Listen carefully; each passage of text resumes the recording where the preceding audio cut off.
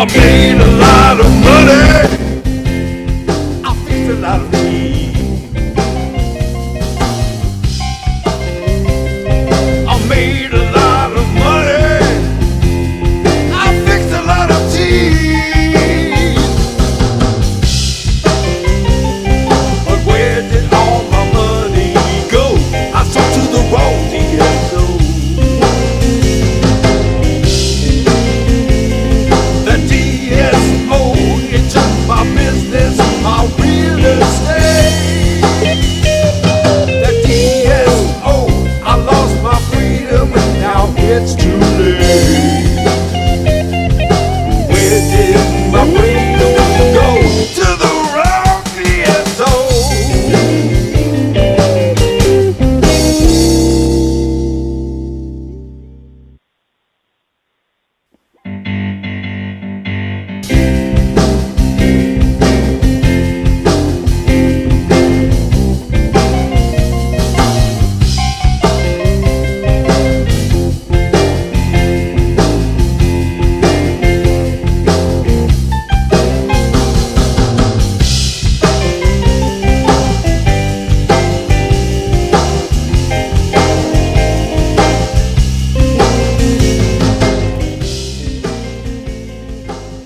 Afternoon and welcome to another segment of 360 Degrees to Success. I have my guest in the studio today who's been here before, Matt Radin. Matt, thanks for coming in again. Hey Jeff, good to be here. Matt is JV Man.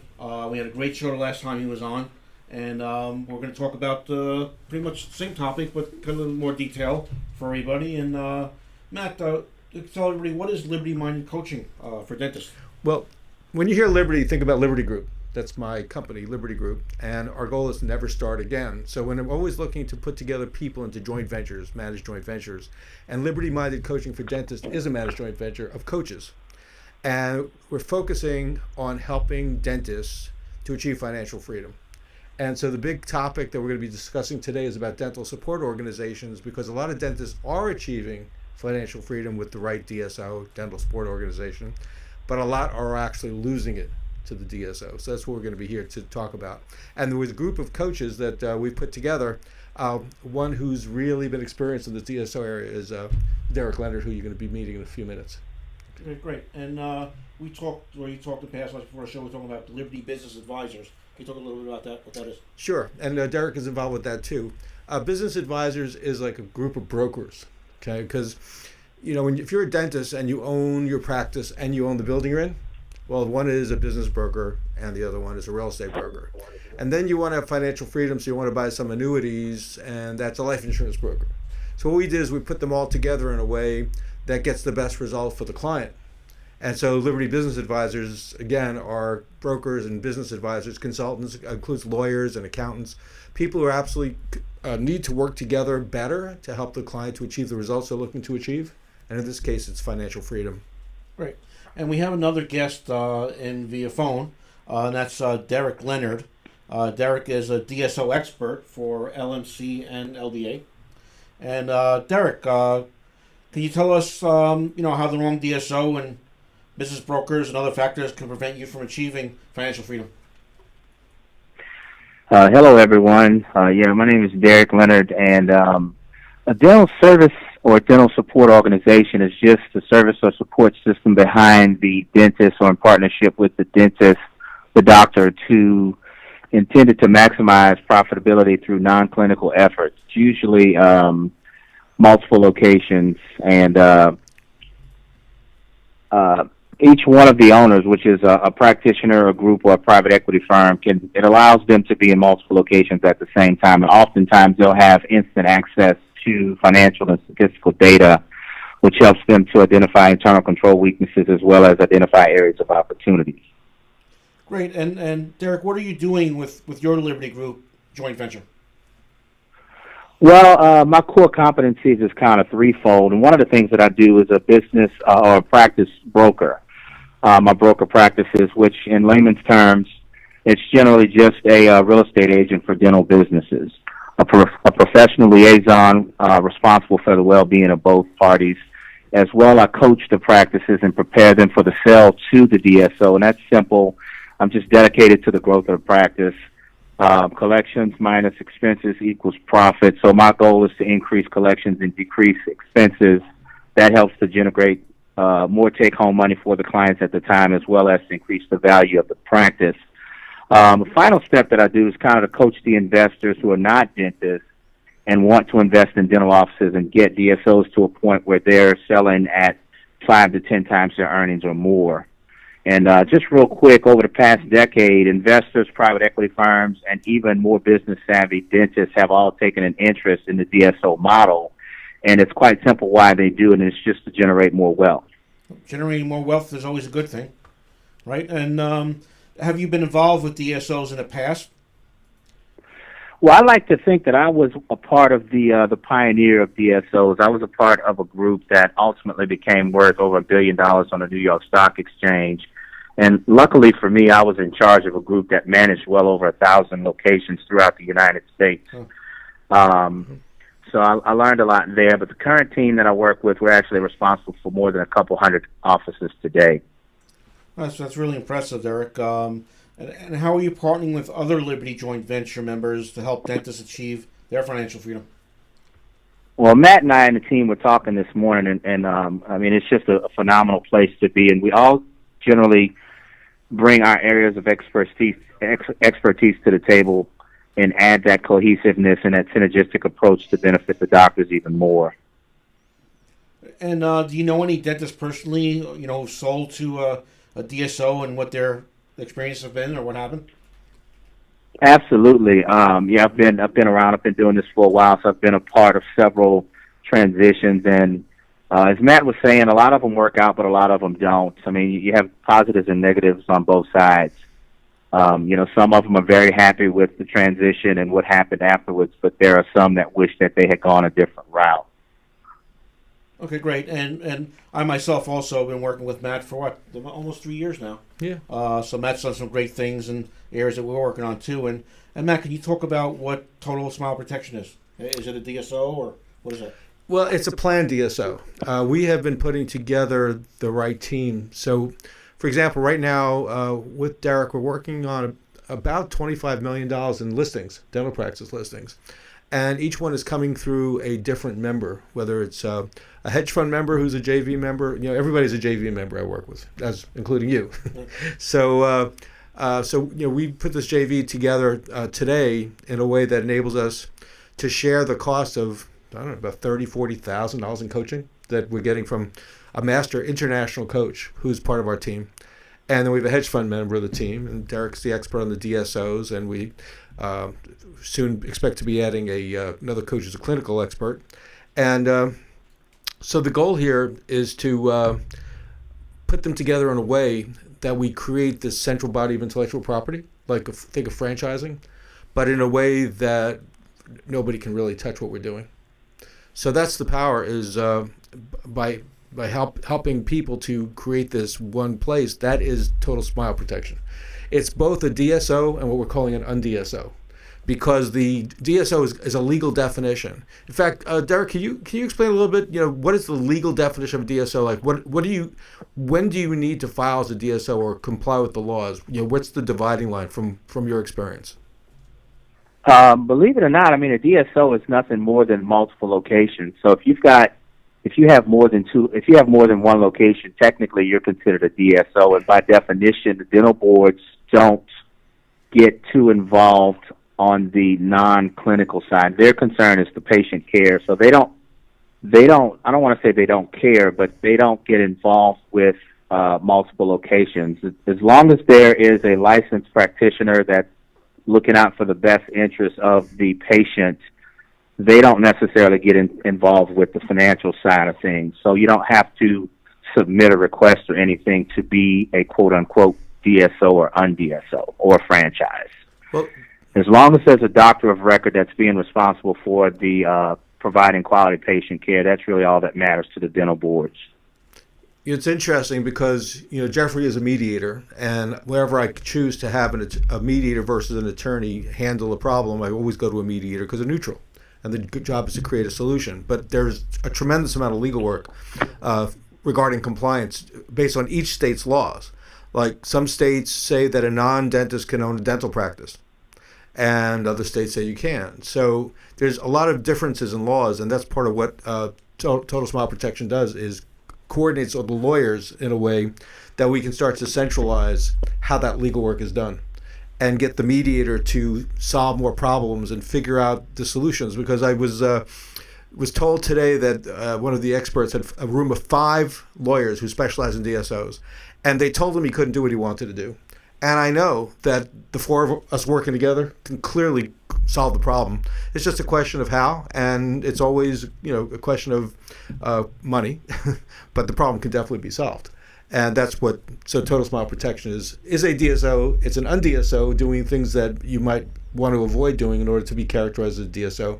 And most importantly, as part of Liberty Group, it is a licensee of intellectual property that you can't get anywhere else. And Matt, could you talk about how Total Smile Protection and the un-DSO is different from DSOs? Sure. Well, as Derek said, the DSO is pretty much focused on private equity money. Big investors are putting their money in and looking to get 5 or 10 times back on that investment. That's not our focus. Our focus is the dentist and his staff and the patients and everyone who's involved with that, because we really want to see dentists become financially free without sacrificing their staff and their patients. And what's happened when you talk to a lot of people about DSO, even the mention of 3 letters in that order, DSO, and people cringe. Dental hygienists cringe. They say, don't talk to me about DSOs. When a DSO comes in, next thing that happens is all they think about is making money. They stop, investing in the patients. They don't stop buying equipment. They start doing unnecessary procedures. Is a really big deal. And at the end of this interview, I'll give you a link so you can read an article. Read an article about that. But the bottom line is the un-DSO is here for the benefit of the dentist's financial freedom, and from that flows not just the dentist leaving, but the dentist coming in, creating a better transition path, maybe a longer transition path wherever we can, so the dentist leaving has an opportunity to mentor the dentist coming in. So that what's happened with several DSOs I've encountered is they'll, just to make more money, they'll take a 30-year dentist and replace him with a 3-year dentist. Derek, is that part of your experience too, where they, just to make more money, they'll use younger dentists, less experienced dentists? Yeah, there are those out there. You're hitting the nail on the head, Matt. But I have run across the exception, which is the DSOs that generally do it the right way. I have run across a couple of those as well. Well, and another area that I think is really powerful is we've created this Liberty Financial Freedom formula, which is you have to own your own business, real estate, and bank. So your business, dentists haven't even realized that they don't even own a business. They have a professional practice. Like I, as a lawyer, had a professional practice. But a professional practice, you're lucky if you can sell it for 1 time what you earned last year. Whereas a DSO, you can sell for 5 or 10 times what you earned last year. So a lot of the challenge with the un-DSO is separating out the clinical practice of dentistry from the non-clinical, which gets put into the DSO to get those big multiples, but then focus on the real estate. A lot of DSOs are requiring the dentist to move into a shopping mall. They don't own the real estate. And then having your own bank. Well, they're really not looking at the bank. And between a dentist-friendly hedge fund and a very unique way of using whole life insurance, we can help the dentist have their own bank. So it becomes really important to see the before and after picture. The before picture is the dentist sells to a DSO, gets $600,000 and has to work for the rest of his life, and he winds up becoming an employee of the same practice that he used to own. Okay? The after picture is dentist sells to the DSO, but he also has his own building, so he sells that, and he puts that money in his bank, and so that $600,000 plus $600,000 for the building, $1.2 million, puts it in his own bank, has $2 million, $4 million that he can live off for the rest of his life. And now, because of the hedge fund, he can even own a piece of the DSO. Okay. So he has maybe 2 or 3 businesses before, where he had really no business. He just had a professional practice. Yeah, it's a huge business. So that's what the un-DSO is here to do, is to solve all of the problems that we've seen in this industry. And it's screaming for a solution. And I'm just so blessed to have Derek with us because, like you said, he's a pioneer in this area. So, when I started the managed joint ventures, I thought that, if I can find the right people to build a $10 million company, even a $100 million company, I would have achieved the success. But thanks to the team we put together, of which Derek is a part, I think we have the opportunity to build $1 billion company. Derek, what do you think about that based on your own experience? Yeah, I agree wholeheartedly because, as I mentioned earlier, there are some good DSOs out there, but no one that I've ever come across is doing anything that we're doing as a team. Okay. Great. And as I said earlier, I've been working with Matt for 3 years now, and Matt, this is my area of expertise now, but now we bring in mediation into the formula, and how could that help people with financial freedom and the whole DSO and the whole thing? Yeah, well, the key is to spend more time achieving more of the goals you're looking to achieve. Well, the DSO is looking to acquire practices. And so what we did is we recognized that our hedge fund is looking to acquire practices, let's say between 500,000 and $1 million. But now all of a sudden we've got tons of opportunities for practices 2 million, 3 million and more. So we'd have to have a place to put this information, and we're talking about 6-7 pages of information that has to be collected on each practice. And at that point, who's going to review it? Well, if you give it to a lawyer, you're talking about, at $400 or $500 an hour, you're talking about, thousands of dollars, and you wind up not even buying the practice, and you spent all that money. Right. Whereas if we park that contract and that data with a mediator, we can save a tremendous amount of money and start to get better and better process for how do we identify the ones that we're going to buy from the ones that we're going to broker. Because remember, Liberty Business Advisors can still broker the practices. So we have to decide which ones we want to buy through the hedge fund, which ones we want to broker through the practices, and once we've now decided, either way, everybody's going to need an attorney. Now, do they need an attorney to draft the contract? Probably not. Not necessarily, right. The mediator, once the mediator has a standard contract that we're using across the board for the DSO, then you can do it. And then you can make the revisions as a mediator. You could be a neutral, helping the parties come to an agreement, and then each of them goes back to their attorney to review it and see if it's okay. Right. But on the seller side, it's never going to be an issue because the seller's always going to prepare the contract. So the mediator at the beginning, at the point of listing, is going to want to contact the seller's attorney and say, okay, give me your standard contract. We're going to have it reviewed by Derek and the people on the buyer side. So we'll know that there's not going to be any issue when it comes to a lawyer coming in and blowing up the deal because we've already handled all these things in advance through the mediator. I'd like to add that in addition to using a neutral and getting a resolution without the high fees and everything, attorney going back and forth, is even if you use an attorney just at the end, like you said, as a review or consulting, you're still spending a lot less money than having an attorney involved on both sides in the beginning. Otherwise, it's total chaos. Well, and don't forget the other thing that we've run into in both dentistry as well as all healthcare, which is asset protection. If you want to protect your assets, keep them out of court. And so we always build binding arbitration and mediation to every agreement we do. And we know that divorces can ruin you. It's not what you make, it's what you keep that counts. Right, so you can make. I know doctors who are worth $6 million who went bankrupt because of a divorce or because of a major litigation. So by plugging mediation and arbitration and alternative dispute resolution into all of our agreements and all our processes, we'll help a lot of dentists to not only make the money they want, but also to keep it. And if something happens with their family, like the dispute we had over the siblings, that's right. A perfect example. Yep. Because what happens? Let's say that you have a dentist father. And the father wants to bring in his son or daughter who's a dentist. But there's 2 other siblings who are not dentists.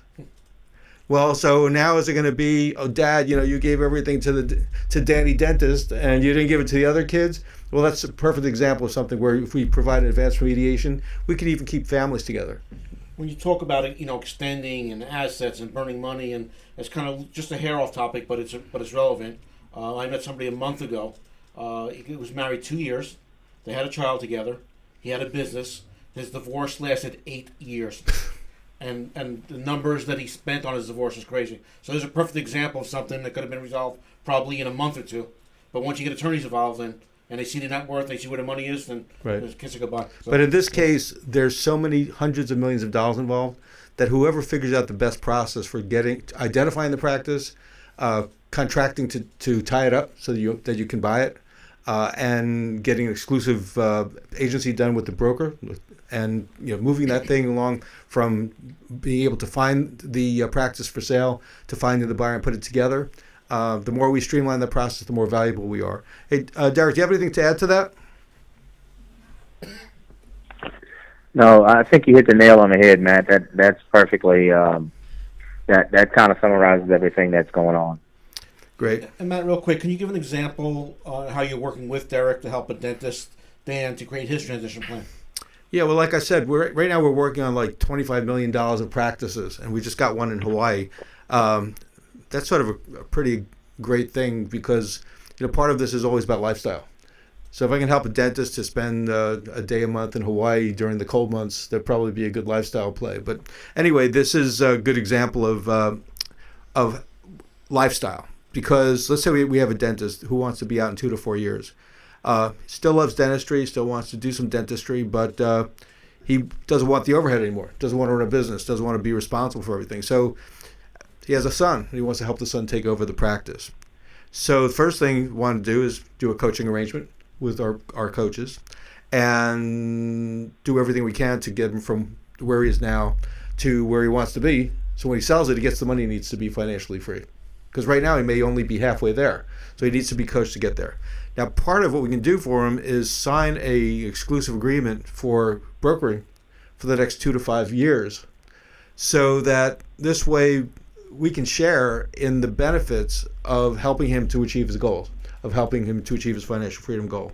So we get these exclusive brokerage agreement, and then we work with the family to figure out what they want. Because let's say happy wife, happy life.